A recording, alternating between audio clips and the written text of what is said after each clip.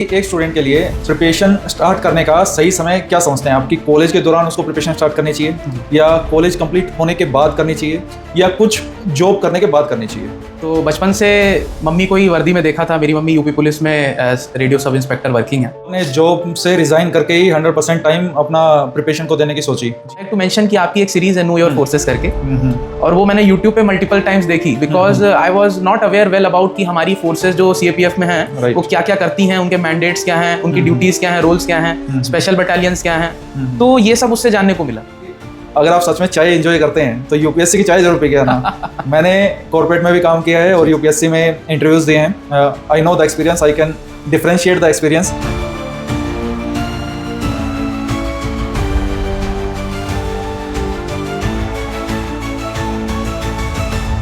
जय Hind everyone, welcome back to AVKS academy. मैं नवीन शौकंद एक बार फिर से स्वागत करता हूं एवीकेएस के प्लेटफॉर्म पे।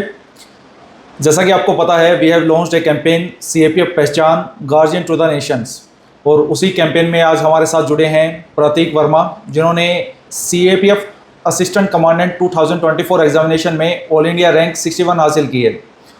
तो ऑलरेडी ये जॉब करते थे, जॉब के बाद रिज़ाइन किया और फिर इस एग्ज़ामिनेशन की तैयारी की।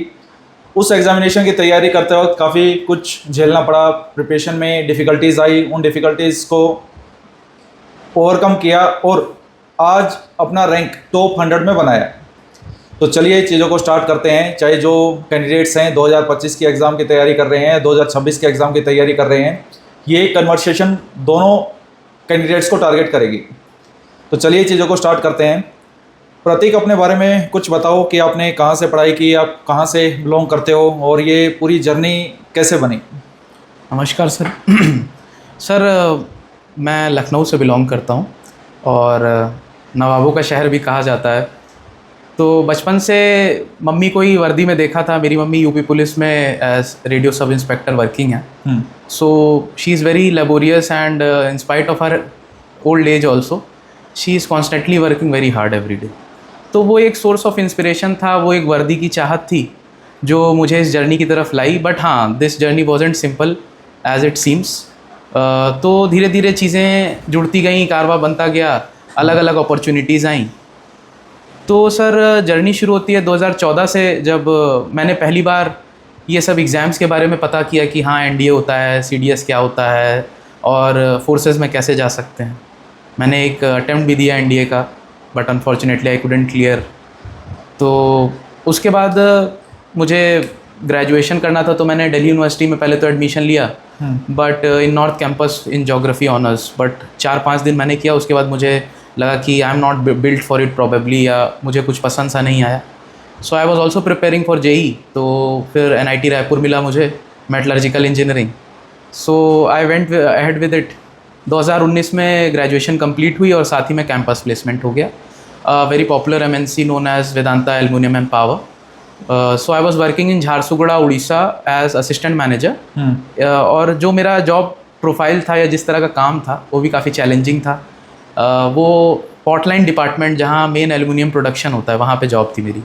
सो the average temperatures of the shop floor are above 55 degrees. You have to wear a lot of gears, एल्यूसेफ, मास्क, फेस शील्ड। कितने टाइम जॉब किया आपने वहाँ पे? जी सर, अराउंड 1 ईयर 2 मंथ्स मैंने वहाँ पे जॉब की। उसके बाद आई रिजाइंड। कोविड का टाइम शुरू हो गया था, मेरे पेरेंट्स अकेले थे back in Lucknow and I am the sole son of my family. तो एक चिंता भी रहती है और साथ में चाहत भी थी कि हाँ प्रिपरेशन स्टार्ट करते हैं। तो ये जब प्रिपरेशन का माइंड में कब आया? जब जॉब कर रहे थे तब या जब ग्रेजुएशन कर रहे थे तब? सर, ग्रेजुएशन के टाइम मैंने फुल फ्लेश प्रिपरेशन स्टार्ट नहीं की थी, बिकॉज मैं ऐसा पर्सन हूँ जो इस फिलॉसफी पे वर्क करता हूँ कि कभी दो नाव पे पैर नहीं रखना चाहिए। बट ग्रेजुएशन में मेरे कुछ फ्रेंड्स एंड ऑल थे जो कुछ इसी तरह की तैयारी कर रहे थे। कोई सिविल सर्विसेज की तरफ इंक्लाइंड था, कोई सीएपीएफ की सोली तैयारी कर रहा था। तो मैं उनसे टच में रहता था, उनकी स्ट्रैटेजीज जानना, वो कैसे टाइम निकाल रहे हैं ग्रेजुएशन में। तो हाँ, उस तरह से मुझे सीखने को काफ़ी कुछ मिला। तो आपने जॉब से रिज़ाइन करके ही 100% टाइम अपना प्रिपरेशन को देने की सोची? जी। बहुत सारे स्टूडेंट्स ऐसे रहते हैं कि जो एट प्रेजेंट जॉब कर रहे हैं, तो क्या वो जॉब के साथ अपनी तैयारी को मैनेज कर सकते हैं या उनका ये डाउट रहता है कि उनको रिज़ाइन करके तैयारी करना चाहिए? जी। आप क्या ओपिनियन है regarding this? Sir according to me ये पर्सन टू पर्सन वेरी करना चाहिए। लाइक मेरे केस में ऐसा था सर कि मेरी जॉब 9 to 5 वाली नहीं थी, और मेरे जॉब में कोई वर्क फ्रॉम होम भी अलाउड नहीं था कोविड में। बिल्कुल।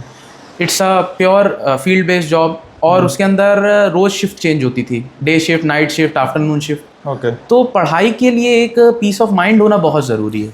और जॉब के नेचर पे मतलब चीज़ें बहुत डिपेंड जी, करती है, जी। आपका जॉब का नेचर कैसा है। हाँ। जैसे कि अभी हम मिले थे कुछ टाइम पहले, हमारी एक स्टूडेंट थी, जी वो ऑलरेडी टीचर थी, तो मतलब वो सी साइड की सर मैं जो पढ़ाती थी वही तो एग्ज़ाम में आया, राइट। तो उनको मतलब जॉब के साथ ही एग्ज़ाम क्रैक करने में हेल्प मिला। लेकिन राइट।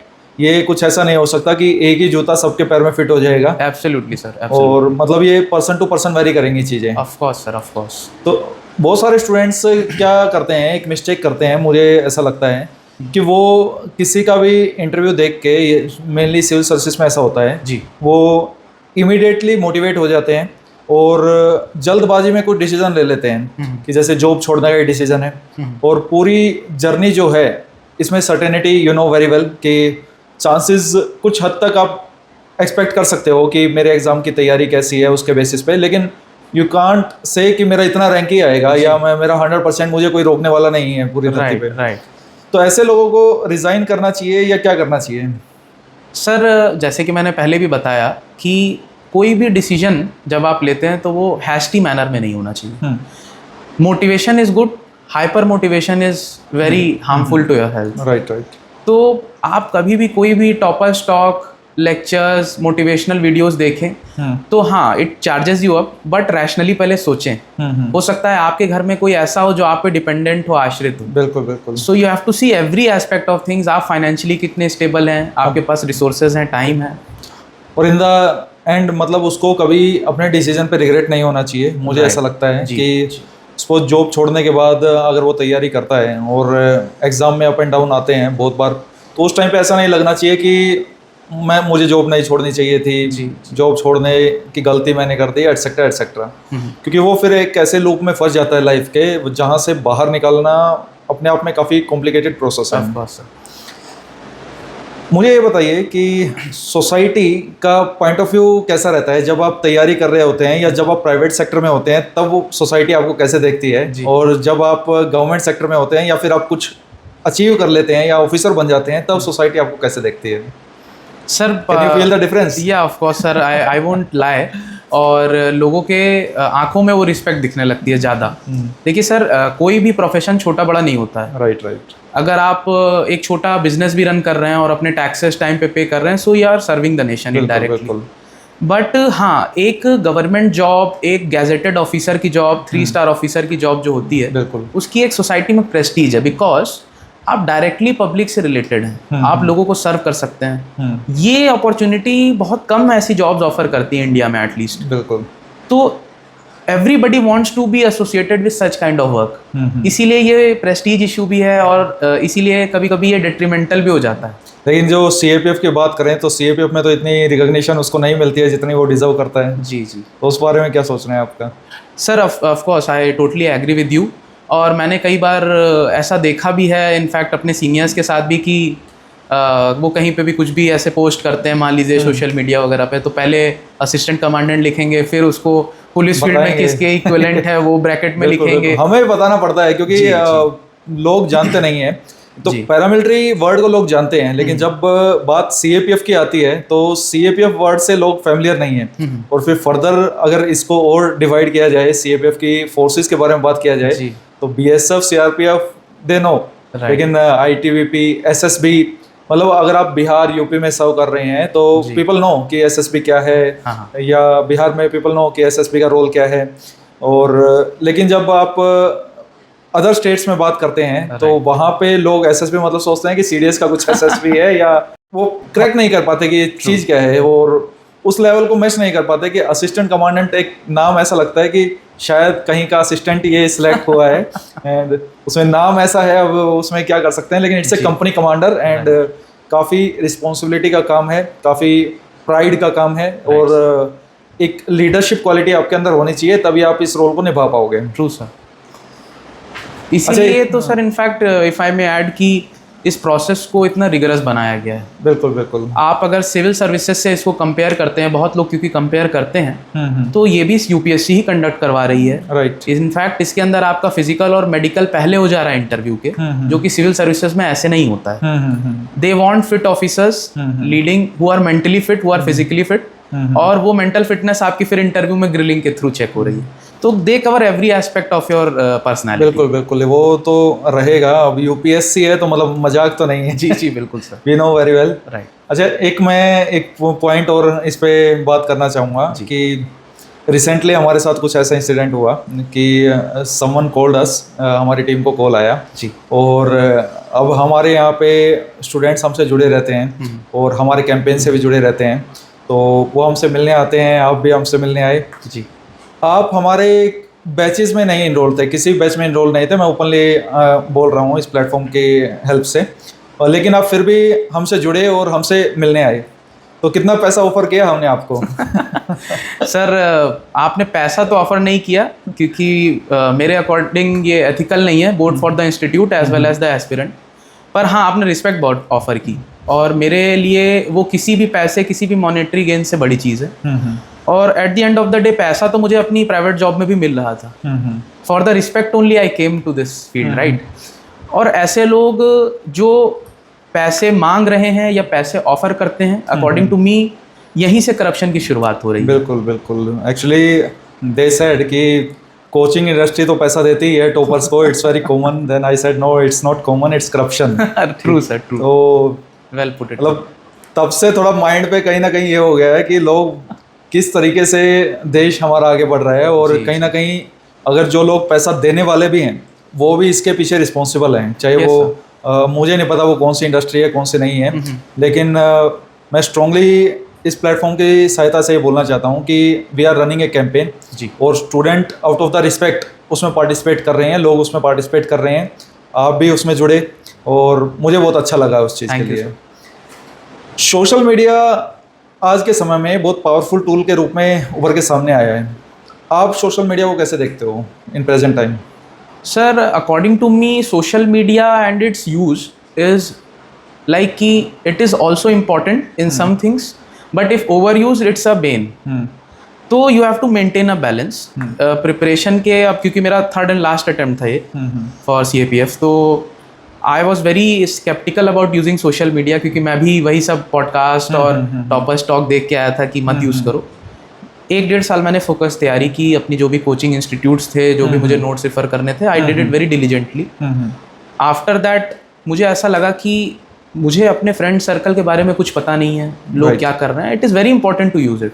और ये सोशल मीडिया और ये इस तरह के टूल्स की ही मदद से सर मेरी इंटरव्यू की तैयारी हुई है। Right. I would like to mention कि आपकी एक सीरीज है नो योर फोर्सेस करके, और वो मैंने यूट्यूब पे मल्टीपल टाइम्स देखी, because I was not aware well about कि हमारी फोर्सेस जो CAPF में हैं वो क्या क्या करती हैं, उनके मैंडेट्स क्या हैं, उनकी ड्यूटीज क्या हैं, रोल्स क्या हैं, स्पेशल बटालियंस क्या हैं। तो ये सब उससे जानने को मिला।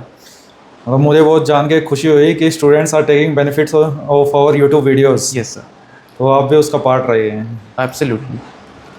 लेकिन जो सोसाइटी में ये आजकल करप्शन एक नॉर्मलाइज होता जा रहा है, उसके बारे में आप क्या कहना चाहोगे? सर ये करप्शन ही है, ऐसी दीमक है जो आई थिंक हमारी सोसाइटी को अंदर से खोखला कर रही है, because it's a food chain या फूड साइकिल है ये। If you pay someone a bribe, then both people are equally responsible. Right.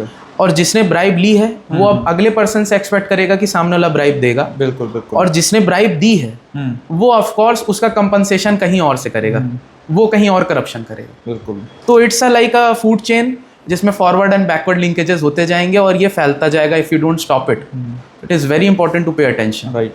चलो, हमसे जितनी कोशिश रहेगी हम दूर रहेंगे इनसे, क्योंकि ऐसी चीज़ों को बढ़ावा दे के आप लॉन्ग रन में या लाइफ में कभी भी आगे नहीं बढ़ सकते। ये जो इस तरीके की टैक्टिक्स इस्तेमाल करते हैं ये बिल्कुल शॉर्ट टाइम होती हैं। राइट। और आप किसी को पैसा दे के अपने पास बुला भी लेंगे, लेकिन जब बच्चा आपके पास पढ़ने आएगा तो उसको तो पता लग ही जाएगा कि क्या क्वालिटी ये प्रोवाइड करवाते हैं। राइट। तो आप कहाँ तक उस चीज़ में बचेंगे?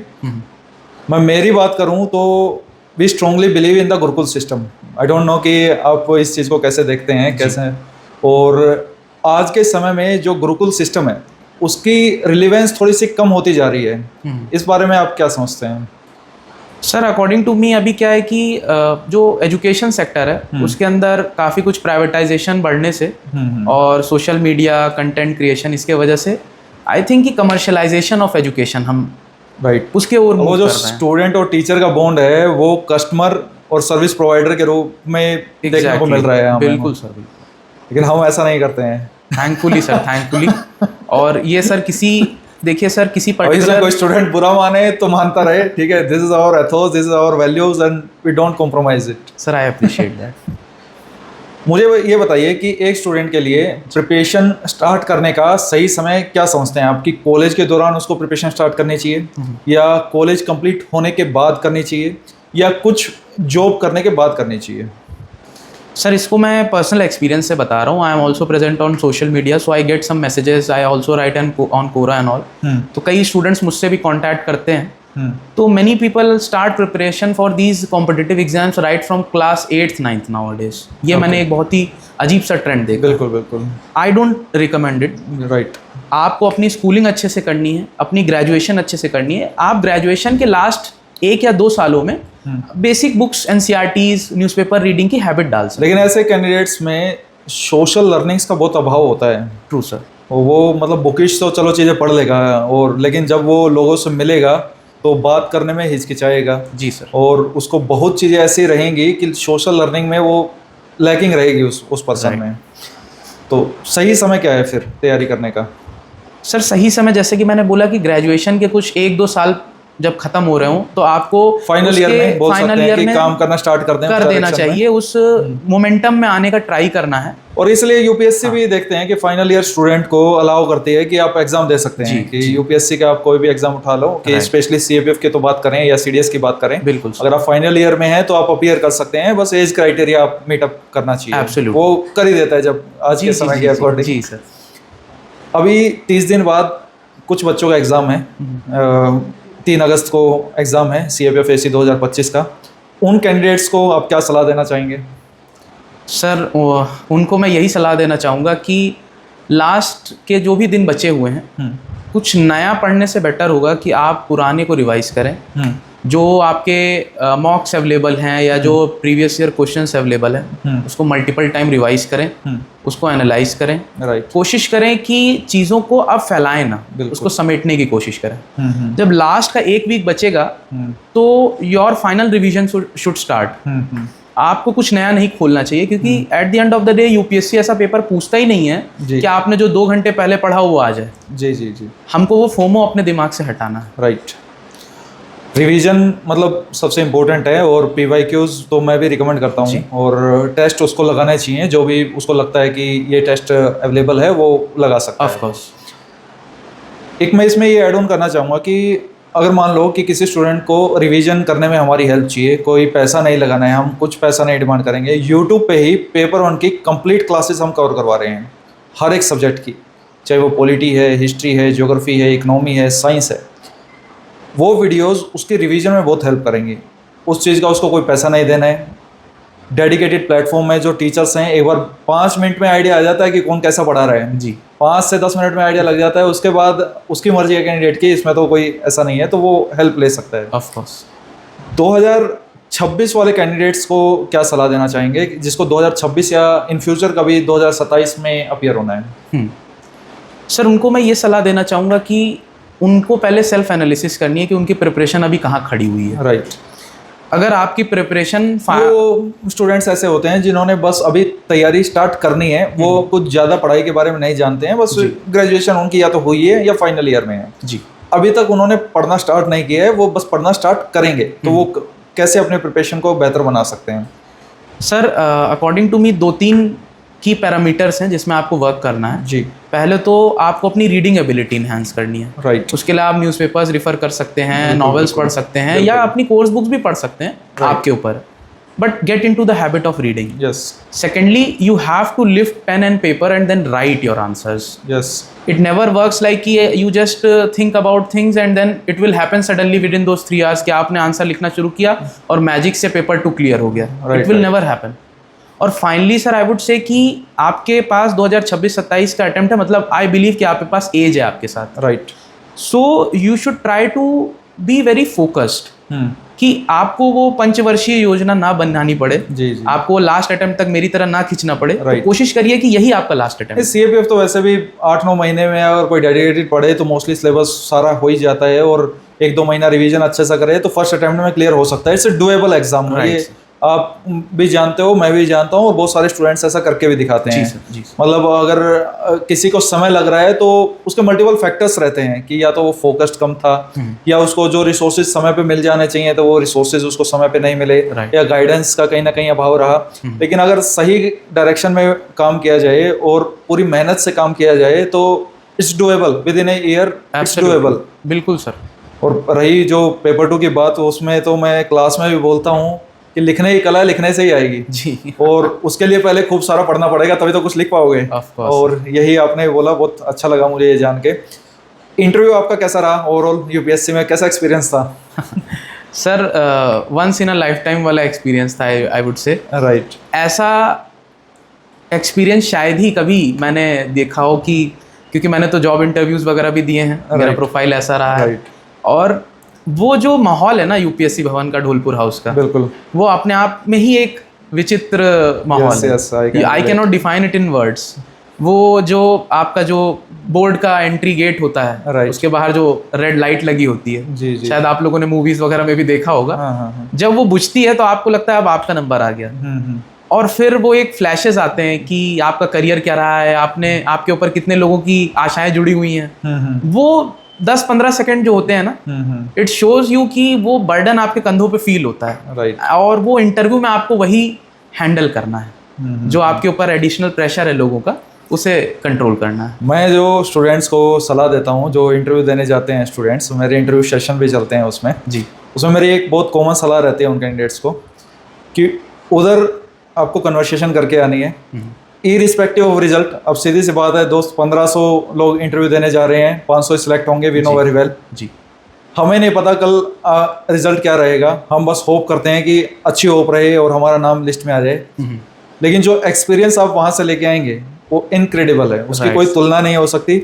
और मैं स्टूडेंट्स को बोलता हूँ कि अगर आप सच में चाय एंजॉय करते हैं तो यूपीएससी की चाय जरूर पी के आना। मैंने कॉर्पोरेट में भी काम किया है और यूपीएससी में इंटरव्यूज दिए हैं।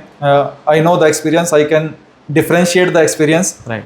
चाहे कितने भी 5 स्टार होटल की चाय पी लो, यूपीएससी की चाय में जो स्वाद है ना, वो इसलिए नहीं आएगा, कहीं पे भी नहीं आएगा, क्योंकि वो मेहनत की चाय है। वो बहुत वो कई सालों की मेहनत की है, वो सिर्फ 1 महीने 2 महीने की नहीं है, और कोई पैसा उसको मतलब नहीं खरीद सकता। बिल्कुल सर, ऑफ कोर्स। मैं बहुत अपने एक्सपीरियंस से वो चीज़ बता रहा हूँ। बिल्कुल। तो एटलीस्ट जो इंटरव्यू स्टेज तक पहुँचता है जो कैंडिडेट, तो वो एक्सपीरियंस एंजॉय करके आता है लाइफ में। बाकी 1-2 नंबर किसी का ज़्यादा आ जाता है तो वो लिस्ट में आ जाता है। बिल्कुल सर। इसका नंबर 1-2 कम रह जाता है, चाहे रिटर्न में है, तो वो थोड़ा पीछे रह जाता है।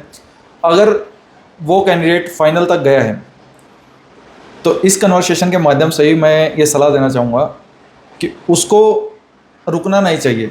वो बहुत डिजर्विंग कैंडिडेट है, उसको आज नहीं तो कल कहीं ना कहीं ज़रूर बात बन जाएगी। भले ही वो सीएपीएफ में है, भले ही वो डीएफओ में है, भले ही वो सिविल सर्विसेज में है, भले ही वो स्टेट पीसीएस में है, या भले ही वो प्राइवेट सेक्टर में है। अपने तो प्राइवेट सेक्टर में इतना काम किया है, यू नो द वैल्यू कि अगर पर्सन है और पर्सन में दम है तो वो कितनी भी हाइट्स अचीव कर सकता है। Exponential growth in private sector. और सर जहाँ तक वो बात रही चाय की, तो of course it's a once in a lifetime moment कि आपको चाय ज़्यादा मीठी लगेगी। और मेरे भी अकॉर्डिंग सर, अगर आप इस स्टेज तक पहुंच चुके हैं, राइट, तो एक फाइनल पुश तो बनता है। बिल्कुल बिल्कुल। मैं तो इनफैक्ट सर फाइनल स्टेज तो क्या, मैं पहले स्टेज पे ही 2 बार बाहर हुआ। जब 2023 का अटेम्प्ट था तो मेरा कुछ 2.5 नंबर से रुक गया था, बट स्टिल आई न्यू कि it's within my reach. और thankfully by grace of God and your guidance and the guidance of other institutes, मुझे फाइनली एक अच्छी रैंक मिल पाई। इसका मतलब मेरे अंदर कमी नहीं थी। राइट। तो I want to give this message कि अगर आपका रुक गया है कुछ मार्क्स से, आप किसी स्टेज में रुक जा रहे हो, तो डजंट मीन कि आपकी वर्थ कम हो गई। बिल्कुल बिल्कुल। आप तब भी वर्थ आपकी उतनी ही थी। लोगों में दम होता है और वो बहुत वो करके भी दिखाते हैं। लास्ट ईयर एक कैंडिडेट से वो सीएपीएफ में मेरिट आउट हुए और इस साल सिविल सर्विसेज में उनका नाम है। तो होता है, वो चीज़ें होती हैं। चलो, बहुत अच्छा लगा प्रतीक आपसे बात करके। Thank you, sir. और आई होप आप लोगों ने भी इस कन्वर्सेशन को एंजॉय किया होगा और बहुत चीज़ें सीखी होंगी। तो आपका रिस्पॉन्स कैसा रहा आप भी कमेंट सेक्शन में बता सकते हैं। मिलते हैं नेक्स्ट वीडियो में। जय हिंद।